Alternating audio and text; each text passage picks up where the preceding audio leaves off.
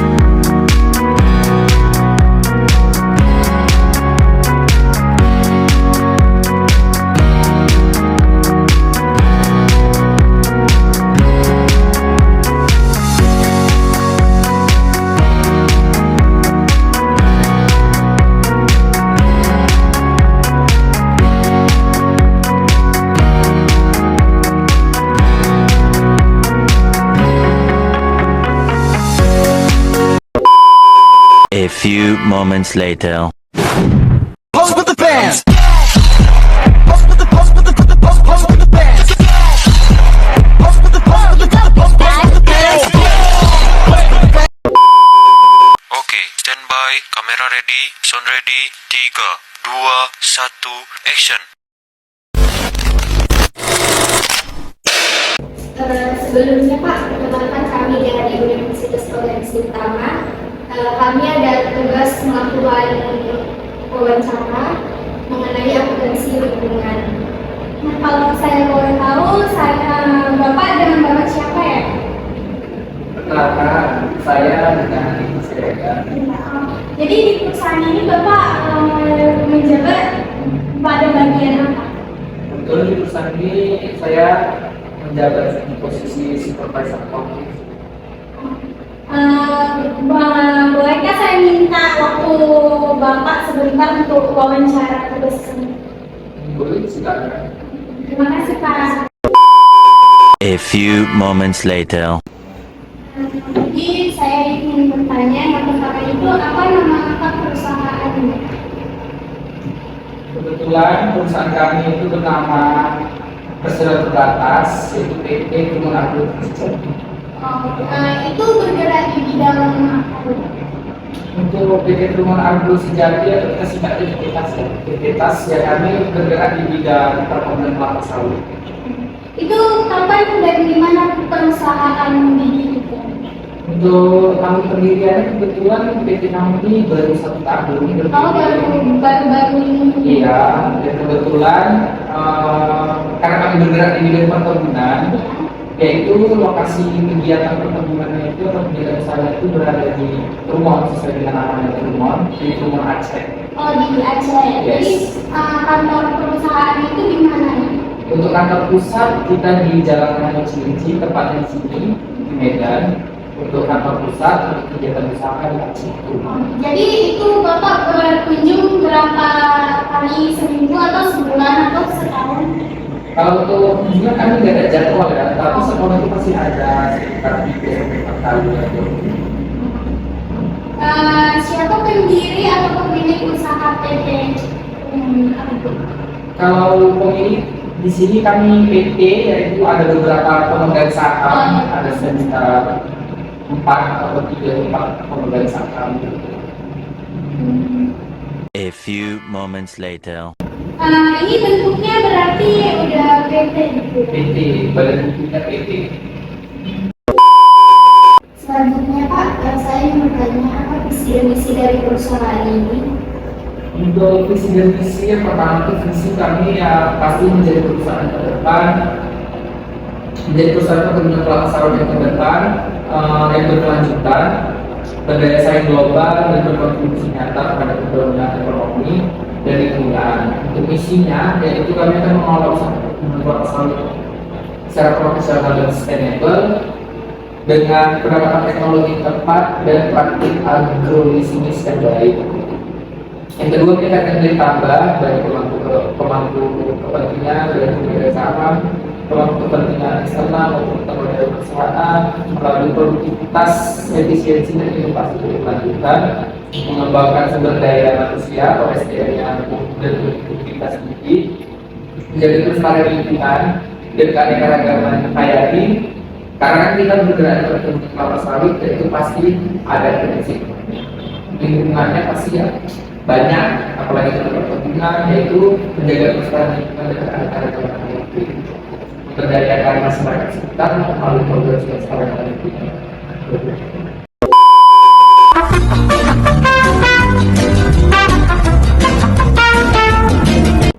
Selanjutnya Pak, perusahaan ini apakah memiliki program CSR? Kebetulan untuk program CSR kami masih punya, karena kami perusahaan baru berdiri ya setahun lebih lah sebenarnya yang saya sampaikan di awal tadi. Untuk program CSR kami sudah ada dan sebagai program itu sudah ada terrealisasikan sih memang. Salah satunya program yang sudah terrealisasikan itu kami menyediakan kebun plasma, di mana kebun tersebut akan dikelola oleh masyarakat sekitar yang ada di perkebunan kelapa sawit dengan kami di Kabupaten Aceh. Jadi kami memberikan kebun plasma untuk ekonomi masyarakat sekitar perkebunan kami dan meningkatkan ekonomi di sekitar wilayah perusahaan kami melalui CSR kami, yaitu kebun plasma yang kami berikan kepada masyarakat sekitar khususnya petani-petani kelapa sawit. Selanjutnya Pak, bagaimana perusahaan Bapak menjaga dampak lingkungan? Kalau dampak lingkungan ya, pasti kami dalam lingkungan itu kami ada prinsip-prinsip, yaitu untuk lingkungan itu pasti kami pertama kami ada penggunaan pestisida untuk tumbuhan tanaman kelapa sawit. Pastinya pestisida itu kami harus mitigasi, kami kendalikan, di mana penggunaan pestisida itu tidak berlebihan sesuai dengan standar daripada pestisida Indonesia, dan penggunaan pestisida secara tidak berlebihan. Kemudian penyimpanan bekas pestisida juga akan dikendalikan di ruang khusus, tidak berceceran di manapun. Jadi pestisida itu kami menyediakan area atau ruang tertutup khusus untuk pestisida dan bahan-bahan berbahaya lainnya atau lingkungannya. Kemudian untuk preventif, pasti kan ini karena bergerak 1 tahun ya baru, pasti kan untuk sustainable berkelanjutan kami ada replanting gitu. Untuk replanting itu kan pasti ada pembersihan lahan, pembersihan lahan itu untuk ke prinsip menjaga kelestarian lingkungan tadi tidak boleh dibakar. Pembersihan lahan pada kesempatan akan dilakukan replanting tidak boleh dibakar karena emisinya akan pencemaran udara sekitar. Kemudian untuk pelestarian lingkungan, keanekaragaman hayati pasti ya, karena untuk di lingkungan apalagi kalau perkebunan, pembebasan lahan itu tidak boleh dilakukan di hutan lingkungan. Itu saja sih untuk sejauh ini ya. Mungkin yang lain-lain kalau dijelaskan sedikit agak panjang juga, saya pun akan lupa ini gitu. Selanjutnya Pak, pertanyaan, apakah perusahaan menerapkan standar mutu atau sertifikasi tertentu? Untuk standar kemudian sertifikasi pasti kami ada, dan itu sifatnya wajib. Untuk sertifikasi ISO Indonesia Sustainable Palm Oil, dan itu wajib sesuai dengan Permen Nomor 38 Tahun 2020 peraturan pertanian, dan itu kami sudah melakukan sertifikasi ISO.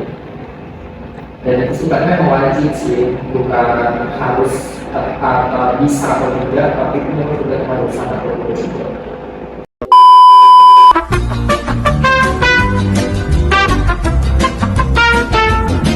Selanjutnya Pak, pertanyaan kedua, yaitu apa tantangan terbesar yang sedang dihadapi di dalam perusahaan itu?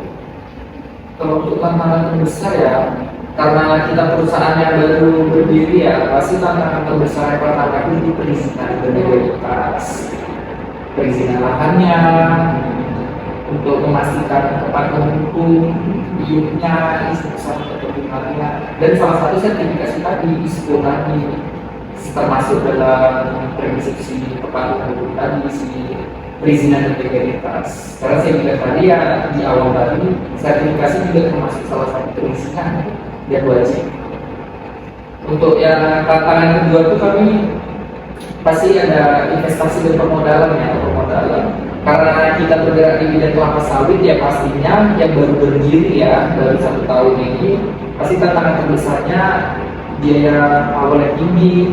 Karena di mana perkebunan ini kan kita harus tanam modal dulu udah setahun bahkan kurang lebih 5 tahun sampai si tanaman tersebut menghasilkan atau EM disingkat tanaman menghasilkan baru di situ kita ada memperoleh kejualan revenue BSI. Tapi kalau baru berdiri 1 tahun ini kami pasti tantangannya di biaya awal yang tinggi ya untuk akses pembiayaan atau kemudian infrastruktur dan aktivitasnya pasti karena kami baru berdiri ya korelasinya pasti ke biaya yang awal yang tinggi tadi.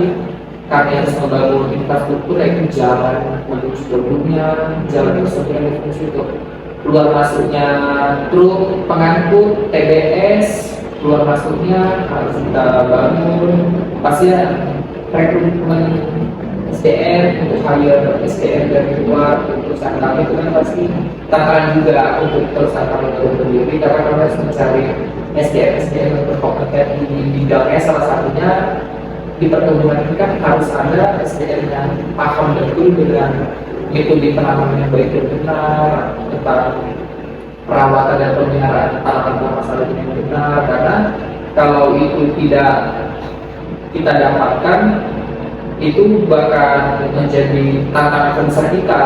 Karena di mana pemasukan core bisnisnya kita ini yang tanaman tersebut, di pohon kelapa sawit tersebut. Kalau SDM kurang kompeten dalam perawatan pemeliharaan tanaman kelapa sawit ini pasti tantangannya besar. Itu tadi tantangan SDM. Dan korelasinya masih pengelolaan lahan dan produktivitas tadi. Itu aja sih. Sebelumnya Pak, terima kasih banyak Pak sudah meluangkan waktu Bapak untuk wawancara tugas kami mengenai akuntansi lingkungan.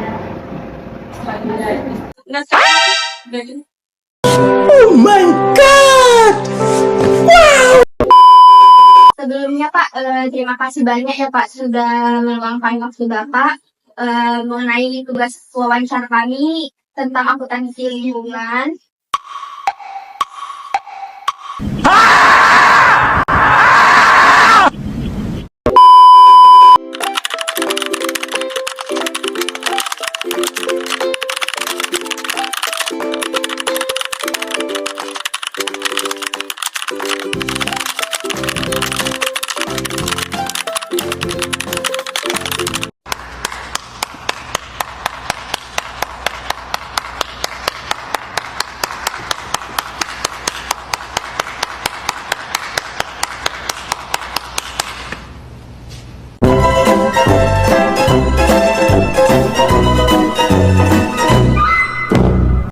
A few moments later.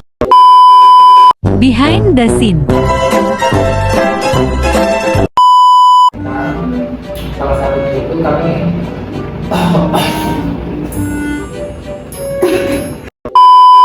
Mengenai akuntansi lingkungan. Sebelumnya Pak, izinkan kami, boleh nggak kami akuntansi lingkungan?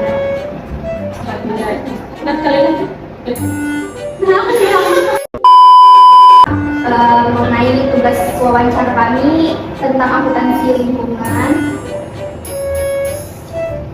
Sebelumnya terima kasih.